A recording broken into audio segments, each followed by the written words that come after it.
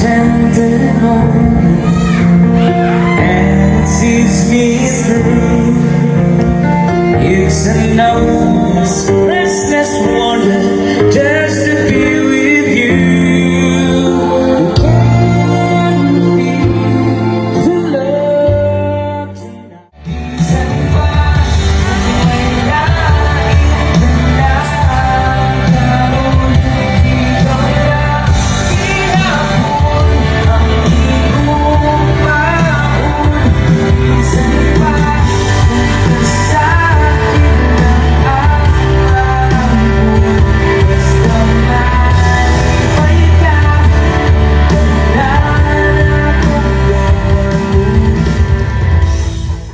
Kamusta mga boss? Welcome sa aking munting channel, ang Kanta Kwento. Ngayon ay pag-uusapan natin ang Sweet Notes. Meron na tayong mga nagawang video tungkol sa kanilang simula.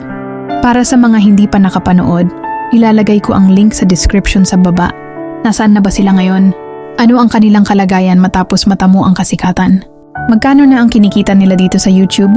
At ano ang mga kantang nagpataas sa kanilang kasikatan? Ano ang kanilang mensahe sa mga taga-suporta? Ngunit bago tayo mag-umpisa, kung bago ka dito sa ating channel, hihingin ko po muna ang inyong like at subscribe bilang suporta sa ating channel. At sa ating Facebook page, pakikomento mo din, kakwento, kung taga saan ka para malaman ko kung hanggang saan umabot ang kwento nating ito. Ngayon ay simulan na natin. Ang ilalahad ko ay bilang inspirasyon lamang sa mga nagnanais, makamit ang mga natatamasa nilang tagumpay, at walang hangarin para sila'y kainggitan. Konting recap lang muna tayo uli sa kanila. Ang Sweet Notes ay isang real-life couple mula Gensan na sina Jeffrey Bactung Jr., alias BJ at Charlotte May Bactung alias Charlotte. Sila'y kumakanta sa mga live events or gigs at ina-upload nila ang kanilang mga covers sa kanilang mga social media gaya ng YouTube, Facebook at TikTok. Minahal sila ng marami dahil sa kanilang talento sa pagkanta at madalas na nga rin sila magkaroon ng mga concert o sariling production nila bilang main performer sa iba't ibang lugar sa ating bansa. Sa kasalukuyan, ayon sa kanilang public profile sa Social Blade as of February 2025, ay mayroon na silang 182 million subscribers at may total upload sila na 127 videos. Dahil sa mga numerong yan, tuwing buwan ay meron silang estimated na $13,000 to $209. At kada taon meron silang estimated earnings na $156,000 up to $2.5 million. Yan nga ay nasa dollars ang kada buwan, i-convert nyo na lang sa peso. Ang mga estimasyon na ito ay pwedeng bumaba at maaari ding tumaas. Depende sa views at bigayan sa YouTube. Hindi kasi ito pare-pareho at depende rin sa sipag nila mag-upload at sa views na makukuha. At depende rin kung ang video nila ay sharing revenue sa mga may-ari ng mga kanta. Dahil dito, ngayon ay nakabili na sila ng 300 square meters sa Gensan para sa kanilang tinayong bagong bahay. Dito, 300 square meter po ito. Yung nakuha natin na lote, ito rin sa Gensan lang. Binisita namin, kasama namin pamilya ni Charlotte. Siguro mga dito siguro, hanggang sa may kotse. Basta 300 square meter siya. Sa kasikatan at ganda ng kanilang mga cover, di may iwasan na may mga mag-re-upload at mag-content ng mga cover nila. At ito ang kanilang masasabi patungkol diyan. At salamat din sa lahat po ng mga gumagamit ng aming music sa kanilang mga contents. Yes, talagang malaking tulong din yun sa... Yeah, hindi na namin parang sobrang saya din namin na tulungan namin sila na makahakot ng followers, makahakot ng views gamit ng music namin. At ayun lang po, grateful and thankful po sa inyo. Di may tatanggi na kaya nabibless ang Sweet Notes ay dahil sa kanilang pagka-humble at pagbabahagi ng blessings na natatanggap. Sobrang thankful sila sa kanilang mga taga-suporta. Ito ang ilan sa mga kinover nila na nakakuha ng million views. I was wrong when I hurt you. Did you have to hurt me too? Did you think revenge would make it better?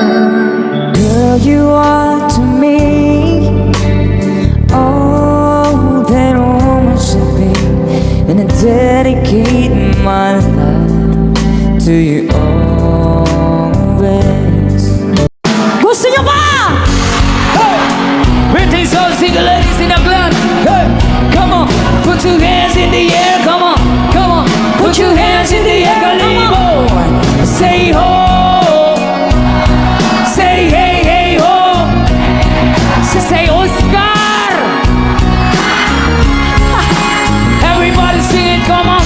you're my angel.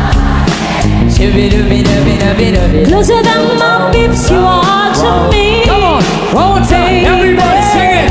Careless na hindi ganun ganda. Tulad mo'y bituin sa kalangitan.